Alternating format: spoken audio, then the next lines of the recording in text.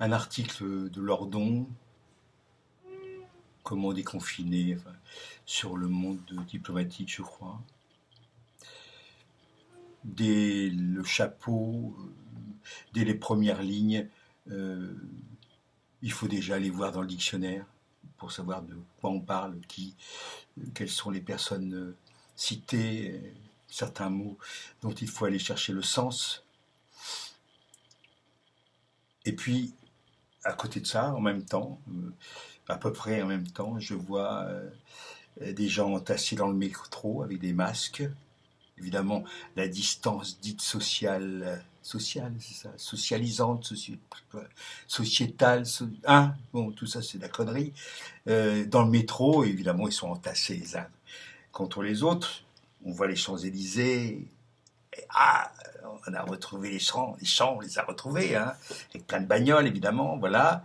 Il paraît que ça sent le soufre à Paris. Enfin, je pourrais rattacher ça au fait qu'il y a eu, au moment du début, un rush, une flambée sur le papier cul, comme il y avait eu quelque temps avant sur le Nutella, avec, avec des remises sur le Nutella. Et je dis, voilà, essayons en tant qu'intellectuels engagés, euh, c'est-à-dire finalement qui veut pas du tout dégager, qui souhaite qu'il y ait un changement radical. Qu'est-ce qu'on fait de tout ça entre l'ordon et le Nutella, qu'est-ce qu'on fait?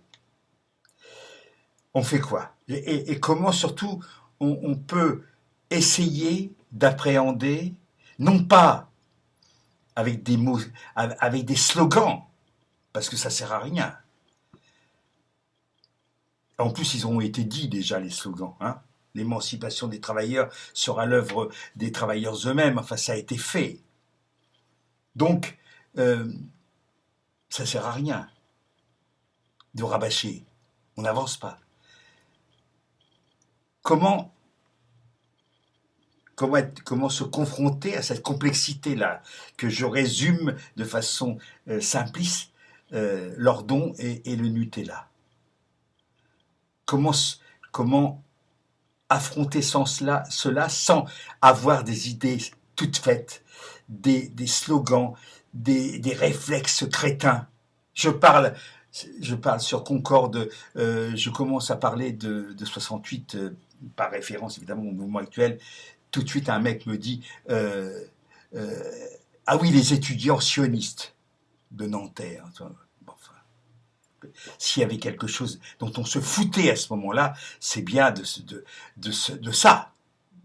Enfin, il faut replonger un petit peu dans l'histoire pour savoir comment c'était. Enfin voilà, donc on est quand même dans une confusion, un confusionnisme, une masse de complots supposés. Ça part dans tous les sens. C'est la raison pour laquelle c'est une sorte de magma. Et la seule chose qu'on puisse espérer, c'est comme en volcanologie, de ce magma sorte quelque chose, une éruption salutaire, mais sans savoir comment ça va se passer. Et comme on voit bien, en regardant l'histoire, que les choses n'ont pas eu lieu comme c'était prévu par les penseurs, y compris Marx. Les choses ne sont pas passées exactement comme ça. Pour qu'il y ait commune de Paris, il faut qu'il y ait la guerre de 70 et la défaite de l'Empire. Sinon, il n'y a pas la commune. Pour qu'il y ait la libération, d'abord, il faut qu'il y ait la guerre, et il faut qu'il y ait ce grand mouvement à la libération, avec des gens qui se sont engagés pendant l'occupation, qui ont résisté, avec, il faut le dire, il n'y a pas eu que les communistes, il y a eu, dès le départ à Londres, il y a eu aussi des gens de différentes obédiences. J'emploie le mot obédience, hein, dans le sens large, hein, qu'on ne vienne pas me brouter avec la franc-maçonnerie. Ça va bien, quoi. Le mot obédience appartient à tout le monde. Donc il a fallu. C'est ça qui est très difficile à faire comprendre. C'est le côté catastrophique, le côté hasardeux des choses. Hasardeux. Qu'est-ce qui fait que telle chose se passe?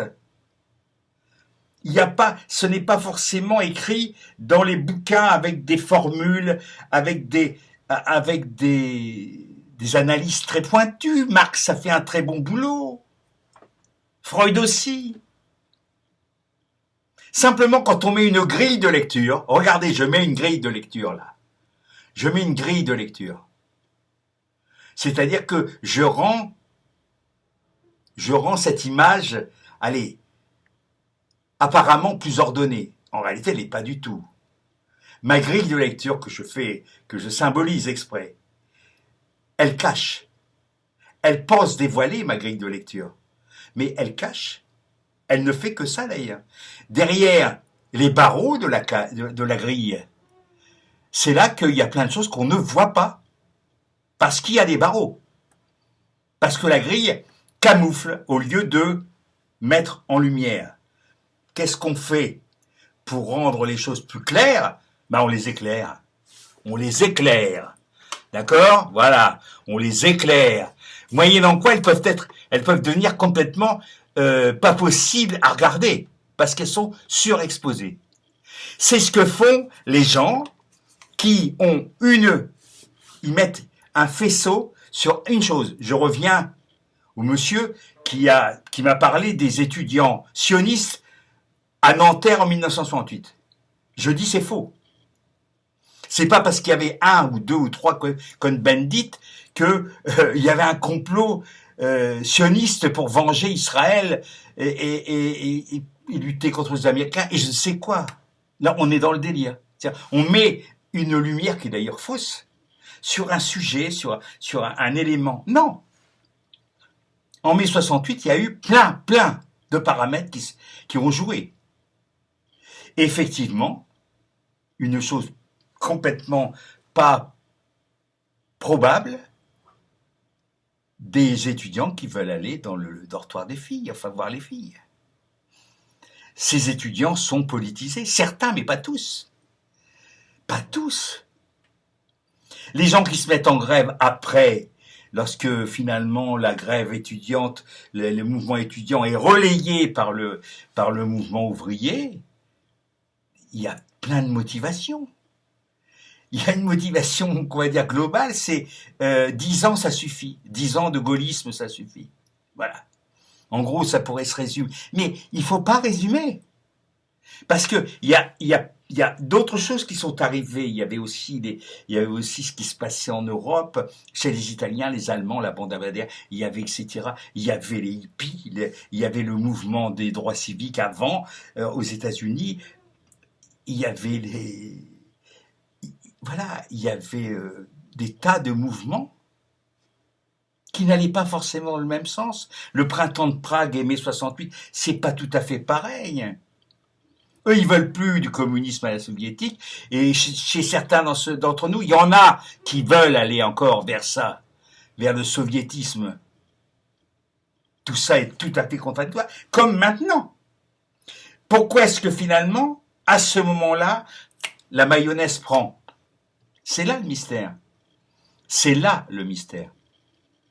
Et donc je dis, il vaut mieux éviter les grilles de lecture et adopter une lecture plus globale, mais on n'a pas été éduqués comme ça. Enfin, la plupart d'entre vous surtout, parce que n'ont pas été éduqués à voir les choses de façon globale et intuitive. L'intuition est très mal vue dans notre civilisation, on va dire, pour faire rapide, cartésienne. C'est pas bien l'intuition. Il vaut mieux la réflexion. On s'aperçoit qu'énormément de choses deviennent claires lorsqu'elles sont vues de façon intuitive. Ça, c'est important. Donc, il faut travailler le cerveau droit le droit, c'est bien ma droite. Oui, c'est ça. Et parce que je me vois en miroir, mais ça va se rétablir après. Je déteste ça d'ailleurs. Les gens, enfin je déteste, je m'en fous, mais mettez vos trucs dans le bon sens. Pas dans le sens miroir, mais dans le sens qui rétablit le. Parce que sinon, c'est pas vous. Hein. Dans le miroir, c'est pas vous. C'est une image inversée de vous. C'est pas vous. Enfin bref. C'est pareil là. C'est pareil. Voilà, on croit qu'on se voit dans le miroir. Non, on se voit pas. On voit une image inversée. Si vous rétablissez ensuite l'image, vous verrez que vous ne vous ressemblez pas. D'ailleurs, quand on met deux moitiés de visage, deux côtés gauche et deux côtés droit collés, vous vous rendez compte que euh, c'est ça fait partie de vous, mais c'est pas vous. Voilà, enfin bref. Voilà la question. Comment est-ce que comment est-ce qu'il faut moi je pense il faudrait mais c'était Edgar Morin déjà qui disait ça, il faut élucider le vécu au jour le jour, mais pas avec des idées préconçues. Il faut accepter d'être surpris dans le mauvais sens, dans ce sens où ça ne rentre pas dans nos schémas. Ça ne rentre pas dans nos schémas. Si ça ne rentre pas dans nos schémas, à la limite, c'est bien. Parce que ça veut dire qu'il se passe des choses. Si ça rentre dans vos schémas mentaux anciens, éduqués, formatés, c'est plutôt pas bon signe. Hein. Vous savez, c'est quand pour un artiste, quand on dit ah ça me rappelle un tel, ah oui on dirait je sais pas, on dirait du Raoul Dufy, on dirait du Cocteau. Euh, Eh ben non, il faut que ce soit vous, enfin l'artiste, il faut que ça rappelle rien du tout. Si ça rappelle rien du tout, ça prouve qu'il est neuf, qu'il est dans sa vérité à lui. Eh ben, euh, au niveau des analyses, c'est un petit peu la même chose. Il faut pas que ça rappelle quelque chose, ou de très loin. Je crois que je vais dépasser. Bien, je m'arrête là. Hasta la victoria.